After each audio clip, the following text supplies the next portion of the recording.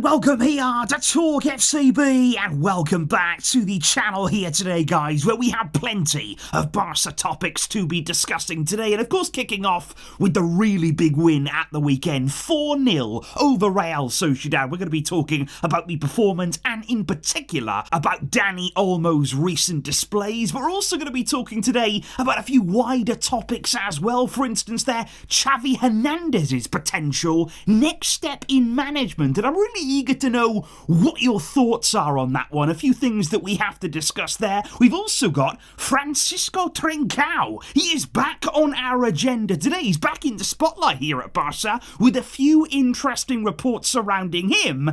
And of course, guys, we have the latest on Neymar, and this is another massive topic, of course. And not only today are we going to be talking about the latest news on him and Barca, but we've also got some analysis on his performances so far upon his return to Santos. It is all on the way, an action-packed video. So come on, guys, and let's do this. Because indeed, guys, on Sunday evening, Barca did return to the very top of the league table, and it was such an important win against Real Sociedad there, such a significant one, not only in terms of the game itself, but in terms of the wider feeling right now, because I always feel as though when you get into March, that's when you really start working. That is when the really hard work and the high-pressured games start to come your way. And that's exactly what we're going to see now over the coming weeks. Massive matches for Barca that we need to really step up our game and really perform. And that is also why, guys, yesterday in that Real Sociedad game, because of the red card, because then the quick-fire goals that we saw from Barca, it was fantastic to have an easy game. Now, I don't say that lightly, because very rarely in football, very rarely here at Barca, do we have an easy game. They don't really exist anymore. But I think yesterday, it might have been one of those because of the circumstances, and it couldn't have come at a better time for us, because actually that match yesterday marked the beginning of a 2-week period whereby we played 5 games. 5 massive games in 2 weeks. I mean, again, I say it all the time, the schedule, the calendar in football right now, it is absolutely relentless. And quite frankly, at times, it's ridiculous, but that is why it was great for us yesterday to have that easier game. We were able to rotate before it and even during it. Of course, lots of key players coming off, lots of key players there getting rest, and we could just coast our way through it with no real stress, and that is the perfect preparation here. Now, heading into the Champions League on Wednesday, make no mistake, we will be ready. However, guys, one of the real stars on show yesterday, one of the instrumental parts of that big win over La Real was indeed Dani Olmo, which is really interesting, actually, because as influential as he actually was, the interesting thing is that before the game, he wasn't actually meant to start. Hansi Flick originally didn't have Olmo in the starting lineup there. Flick, after the game yesterday, said, honestly, I was going to start with Xavi, but he felt some discomfort. He wasn't feeling too well yesterday. He told us that he had a fever, and he did warm up, but we didn't feel it necessary there to take any risks, and that is why Dani Olmo played in the end. And again, it's a feeling here with Olmo that he's looking to take every chance. You know, that's the feeling that I get from him right now. Every opportunity that he has, whether it's in the starting lineup, whether it's coming off the bench, he looks like a man who is eager to prove his point. And I've got to say, I'm getting very excited about Dani Olmo again. It seems to me, and it feels very similar to when he first arrived at the club, whereby we were waiting for his registration, weren't we? We were waiting for his impact in the team, and he set the world alight. You know, those initial games for Barca, they were sensational. It was him, it was that front four, everything clicked beautifully, and that's the way I'm feeling again about Olmo. Of course, he's had injury problems, he's had registration issues as well, out of his control, but I just feel as though right now, when he's in the team, when he's picking up the ball, when he's making runs, there's a feeling he's going to make something happen. That is what we saw from him yesterday, that's what we've seen from him now in successive games, and this is perfect. Like I say, ahead of such a huge period, such huge games, we need the best of Olmo. He is delivering it. He is bringing it right now. And That is perfect for us. But of course, guys, along with things really hotting up on the field right now, there's plenty going on away from it too. Barca seem quite busy right now behind the scenes, already planning ahead maybe for a massive summer transfer window. And let's actually start talking right here about one of the big reports coming today on Francisco Trincao. Now, many of you will remember Trincao. Of course, he was only at the club just a few years ago. And in my opinion, guys, he was kind of like the one that got away. He was signed for big money there as a youngster, a really talented young player, coming in from Portugal, coming in from Braga. And at the time, I really liked his profile. You know, I thought Trincao could go on and do really big things at Barca. I did think here he was showing glimpses, showing a lot of talent, but it never quite materialised there. Of course, he came in at a time when we had Lionel Messi on the right-hand side. You know, nobody's ever going to get football, going to get minutes when Messi is out there, and rightly so. But Trincao just never really made it at the club. Never really happened for him, and he quite promptly returned to Portugal with Sporting. And now he is 25 years old. And let me just say, he's putting up some excellent numbers. You know, he is actually performing really well at Sporting. He's got his confidence back again. I think he's matured in his game, and he's putting in great performances right here. And what is interesting is that these performances are not going unnoticed. And apparently what we're hearing right now is that there are a number of Premier League clubs watching him very intently who may well make a move this coming summer. Now, Man United are one of those, of course, which is interesting because Ruben Amorim was at Sporting, of course. He was their coach until very recently. They're interested in him, and they notoriously spend big. You've also got Man City. They are another team right now who seem to be paying quite a lot of attention to the Portuguese league. They signed Nico, of course, in January. They could go back now and sign Trincao in the summer. And why this is relevant to Barca is because we are entitled to 50% of that future sale. We still hold there half of Francisco Trincao's rights. So that is a big deal there. Again, it's the kind of situation whereby if Sporting were to sell big, if they were to sell there for an extraordinary amount to the Premier League, Barca would have a significant windfall from that deal. But that isn't all, guys. Because Barca not only have 50% of any future deal, they also hold a €25 million buyback option until 2026. So they could technically buy Trincao back, either to sell him on themselves if that made their financial sense, or don't forget here, we're kind of looking for depth at right wing. We're looking for a player there who could maybe come in and support Lamine Yamal. We know that he's playing an extraordinary amount of football right now, probably too much, and he needs some help there on that right side. And I would actually make the argument here that I believe Trincao's style there, his playing style, and also his attributes and characteristics, I actually think they'd suit Hansi Flick's style of play at Barca a lot more than what he was used to when he was actually here. But I do think here, guys, Barca maybe not looking at Trincao right now as a Barca player. They are looking at him from a viewpoint of making some more money this summer. But what do you make of it, guys? You know, would you like to see Trincao sold for that big amount, get some more money in? Or would you be looking at him more closely for a potential return to the club? However, guys, we must move on to talk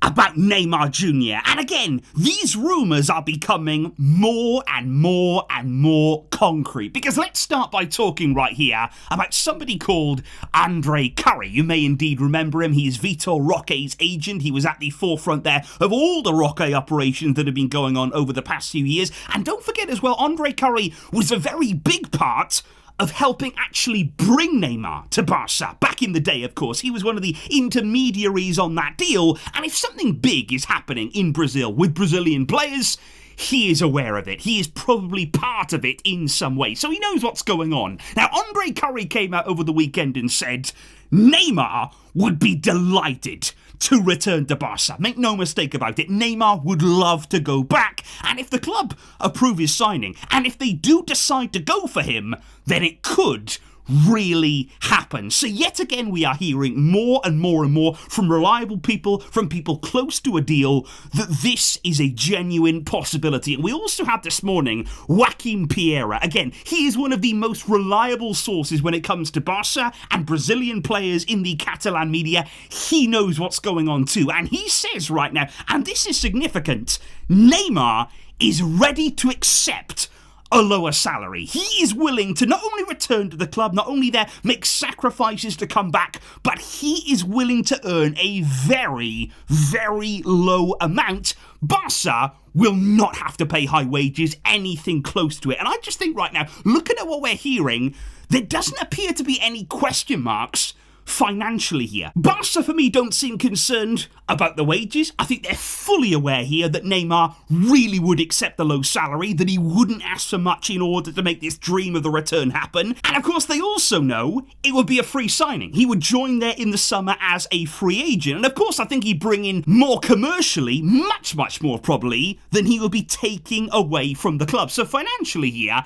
there's no real problems. I think for Barca right now, the main priority, the main sort of concern, it would be about his level. They want to see Neymar as a competitive player. They don't want to see him come back here and just coast and labour through games. They want to see somebody who's motivated, who is ready to play, who is fit, whose body is in good condition, and ultimately somebody who is playing well. And that is what they have outlined to Neymar. If you want to come back, if you want to make this happen, you've got to show us over these next few months here at Santos, playing week in, week out.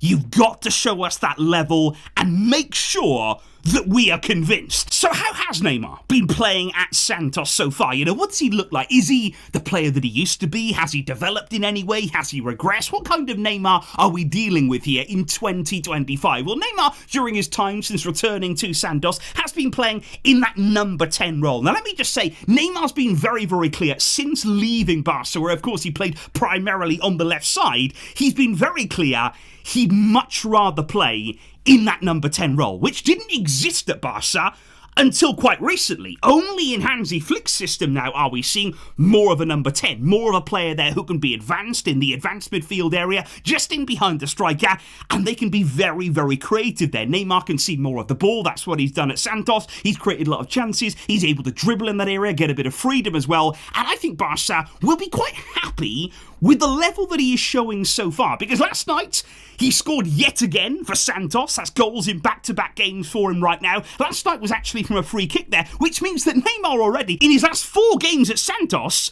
he's now scored from a penalty, a free kick, and directly from a corner. I mean, are we going to bring Neymar back here simply as a set-piece specialist? I mean, that is pretty impressive there. Santos right now are on a 4-game winning streak. In all of those games, Neymar has been the man of the match there. 3 goals and 3 assists across that run. And he's also been playing with a lot of passion. I think that's one of the main things that I would look at Neymar right now and I'd be pleased with. He is playing with a fire that we may not have seen in his game for many years, because even Messi recently spoke about the fact that at PSG he wasn't happy. You know, he wasn't really feeling it, he wasn't liking training, he wasn't enjoying the games, and I think Neymar at PSG in those latter stages, he felt exactly the same way. Of course, he then went to Saudi, got injured, things didn't work out for him there either, but I think now, back where he started, back in Brazil, he is showing the fire within him again. He is really approaching games with an energy that we haven't seen for a long time. And also, don't forget as well, he is coming back from a really lengthy injury layoff. And it's good to see him getting games, getting minutes in his legs, increasing the intensity of his play, and ultimately staying fit. But let me just say, he has to keep this going. Barca cannot sign a player here based on, 4 good games for Santos. They are going to want to see consistency in the level. They are going to want to see this attitude from Neymar continue. They want to see him applying himself in every moment, every game, keeping himself locked in and focused. And ultimately, they need this to happen until the summer. He needs to stay injury-free and very, very consistent. And only then will we see? But indeed, guys, we are not done there, though, because I'd also like to talk to you about some really interesting rumours right now surrounding Xavi Hernandez. And whenever Xavi's name comes up in the media, personally, I'm really attentive. I want to know what he's going to do next in management. He was a really passionate coach. He's somebody who's really, really energised by the game. I think he likes being involved in and around football. I don't think he's going to take a long break away. I think he will come back and he will try and jump in at another club and show what he can do from the technical area. And apparently right now there is one club in the Premier League that really wants Xavi. They are really keen on him taking over from next season, and talks right now apparently are progressing well, and if they continue to go well, that name will be revealed. Now lots of journalists are reporting this here. There's one Premier League club that want Xavi for next season, and of course the big question now is, well, who is that? Who is that going to be? Because people are saying, could that be Tottenham? They've not had a good season here. Lots of rumours about Postecoglou. Now, I actually like the personality. I really do of Ange Postecoglou, but there have been lots of rumours there about his long-term future. Could Xavi try and take on that challenge there at Tottenham? It's a big one, working under Daniel Levy. Could he try and bring a trophy to them? That would be absolutely incredible if he could manage it. Then you've got somebody like Man United. Obviously, right now, they continue to struggle. First of all, under Erik ten Hag this season, now under Ruben Amorim. Things haven't really improved, of course. He's still trying to get that new system, the new idea across to his players. They need wholesale changes at Man United, and are they really going to change coaches yet again this summer? For me, probably looks unlikely. And then there's also the name, maybe, of Chelsea. Because let's be honest here, let's be clear, nobody knows what Chelsea are going to do next there. Whether it's 10-year deals, 15-year deals for players, or just changing managers season by season, nobody knows what Chelsea is going to do next. So could Xavi be on his way to Stamford Bridge?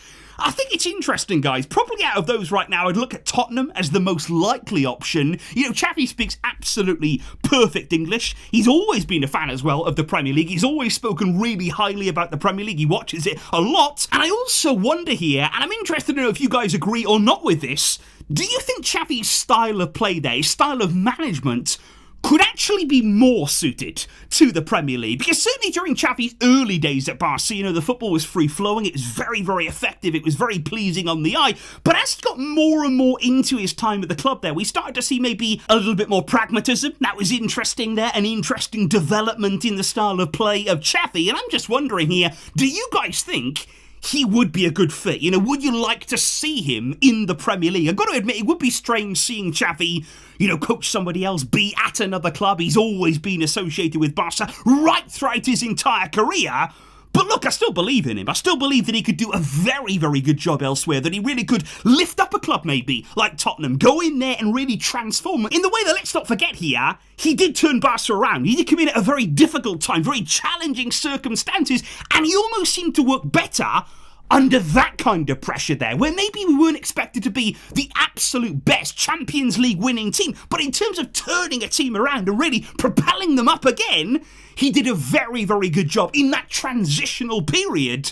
So please let me know, guys, in the comments down below there. Do you see Xavi in the Premier League? Which club do you think is really interested in him? And do let me know your thoughts on everything else we have discussed in today's video. Barca's win over Real Sociedad, the rumours there surrounding Francisco Trincao, and all of the latest reports on Neymar Jr.